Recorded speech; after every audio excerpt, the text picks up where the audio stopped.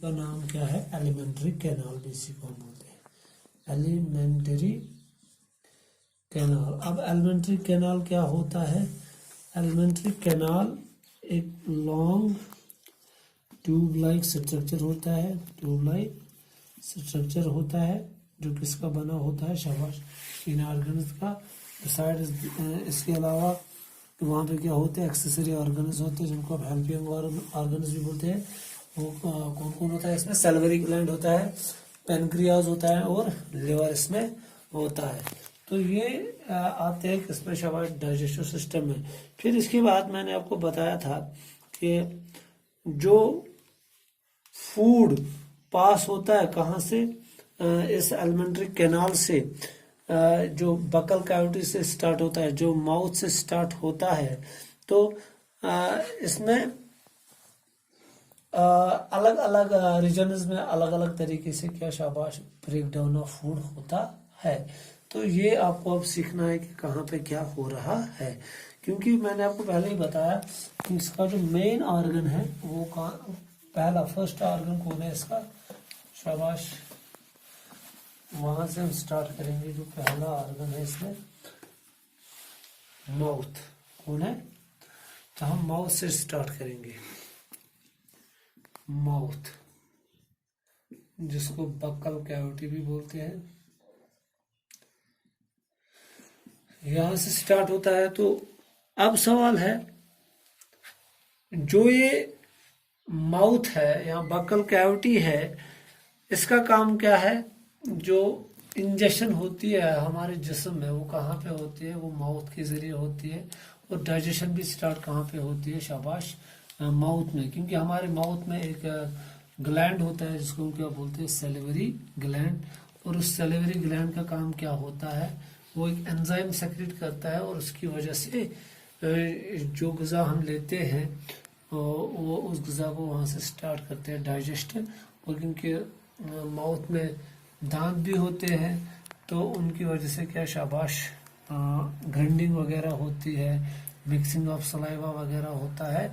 तो इस तरीके से जो पहला काम है माउथ का, एक तो इनटेक ऑफ फूड और दूसरा डाइजेशन भी यहाँ पे ही स्टार्ट हो जाती है, जो मैंने आपको पहले ही बताया कि इसका काम क्या होता है माउथ का? To chew food, to chew food. तो ईसोफेगस में पहुंचाने से पहले, इसको पुशअप करने से पहले, ईसोफेगस में दाखिल होने से पहले माउथ में पहले ग्राइंडिंग होती है, च्यूइंग होती है। उसके बाद ये कहाँ पे पहुंच जाता है? शाबाश, दूसरा पोर्शन कौन है? ईसोफेगस, जिसको हम क्या बोलते हैं? फूड पाइप भी जिसको हम बोलते हैं। तो ईसोफेगस में क्या होता है?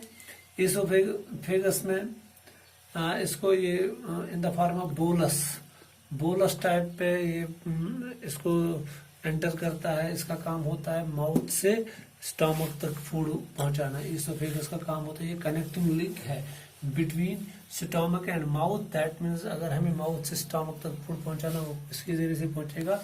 ईसोफेगस के जरिए से, फूड पाइप के जरिए से, in the form of bolus. तो जो मेस्टिकेशन, डाइजेशन वगैरह का काम होता है वो कहाँ पे होता है? शाबाश, वो पहला काम होता है माउथ में। अब ईसोफेगस में फिर चला जाता है ये। तो ईसोफेगस इसको कहाँ पहुंचाता है? वो इसको पहुंचाता है स्टमक में। तो स्टमक में फिर आपको पता ही है वहाँ पे डाइजेस्टिव जूसेस फिर से निकलते हैं। HCl होता है, HCl का काम होता है अगर कोई फॉरेन सब्सटेंस आएगा वो उसको किल करता है। तो इसके बाद कौन आता है? शाबाश, स्टमक आता है। स्टमक में डाइजेशन सपोज प्रोटीन की भी स्टार्ट हो जाती है और फैट्स वगैरह की भी स्टार्ट हो जाती है। तो जो जो लिवर होता है वो सेक्रेट करता है शाबाश बाइल जूस। वो पेनक्रियाज सेक्रेट करता है पेनक्रियाटिक जूस। वो सभी जूसेस इकट्ठे मिलके डाइजेशन का काम अंजाम देते हैं। वो मैंने ऑलरेडी आपको बताया है। अब उसके बाद हमने पढ़ा था इसमें सपोज टीथ भी हमने पढ़े थे। टीथ 3 किस्म के होते हैं शाबाश, सॉरी 4 किस्म के होते हैं, इंसिजर्स, कैनाइनस, प्रीमोलर्स एंड मोलर्स होते हैं। तो उसमें भी मैंने फिर बताया था आपको कि दांतों के ऊपर एक हार्ड कोटिंग होती है, उसको हम क्या बोलते हैं, एनामल, जो हार्डेस्ट पार्ट होता है। तो फिर मैंने बताया दांत परमानेंट भी होते हैं, टेम्पररी भी होते हैं। जो ये टेम्पररी होते हैं वो खाली 20 होते हैं। उसमें कौन कौन होते हैं, इंसिजर्स होते हैं, कैनाइनस होते हैं और मोलर्स होते हैं। प्री मोलर्स टेम्पररी टीथ में नहीं आते हैं, मिल्क टीथ में नहीं आते। फिर एक कंडीशन हमने पढ़ी थी जिसको हम क्या बोलते हैं, टूथ डिके, दांतों का खराब होना, दांतों में प्लैक होना, एक स्टिकी लाइक सब्सटेंस डेवलप होना और कैविटीज होना, डेंटल कैविटीज होना। तो ये सारा रिलेटेड है इसके साथ। वो मैंने बताया क्योंकि हमारे माउथ में ऑलरेडी बैक्टीरिया होते हैं, जब भी एसिडिक मीडियम मिलता है उस बैक्टीरिया को, वो हमारे दांतों को क्या करने लगता है, उनमें कैविटीज स्टार्ट करने लगता है। वो सारा मैंने आपको बताया था।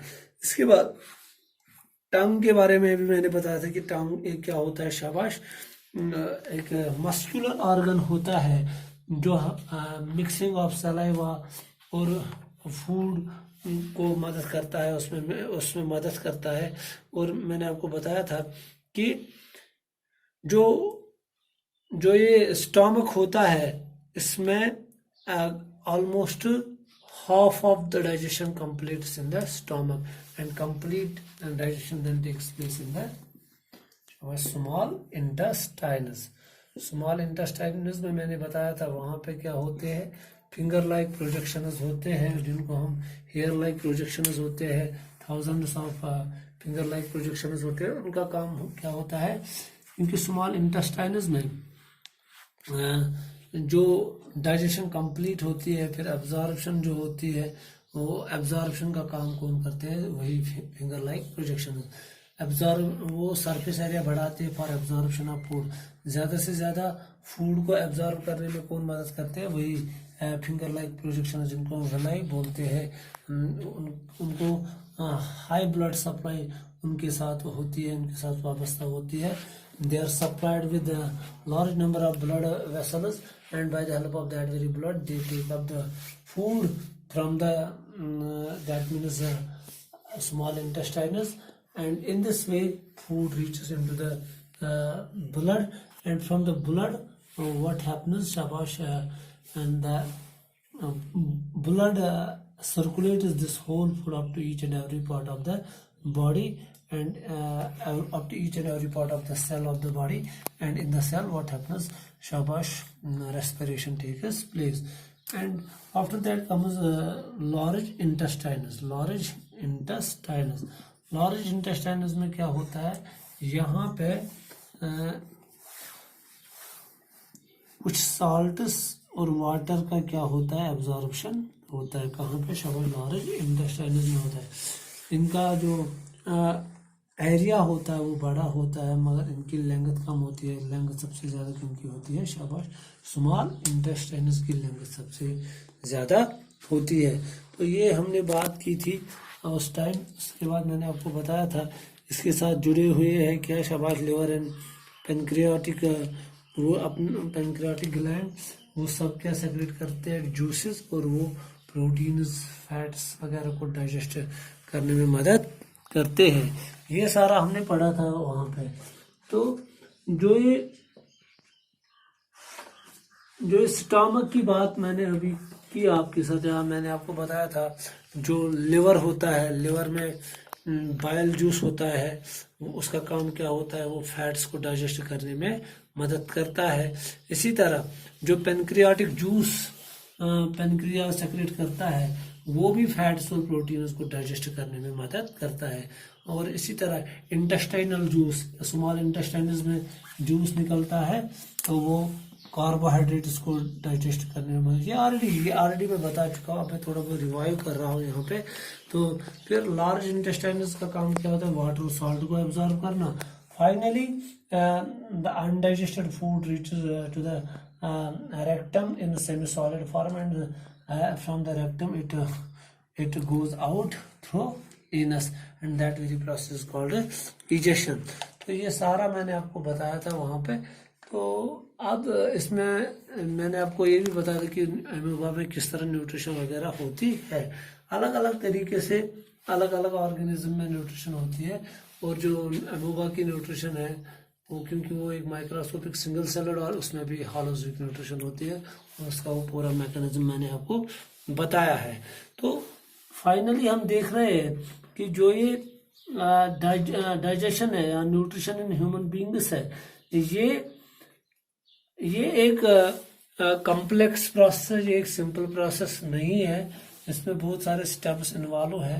फिर हमने रूमिनेटिंग एनिमल्स की भी बात की थी कि जो अपना ग़िज़ा खाते हैं पहले किस में डालते हैं, रूमिन में, रूमिन से वापस को ले आते हैं, और उसको हम क्या बोलते हैं, च्यूड फूड को हम क्या बोलते हैं, कार्ड को वापस ले आते हैं मुंह में, और फिर उसको फिर से डाइजेस्ट करते हैं।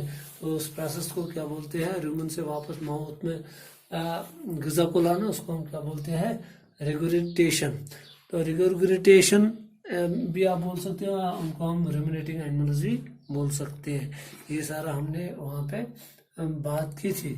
तो this is whole about this about the review of this chapter. I hope you have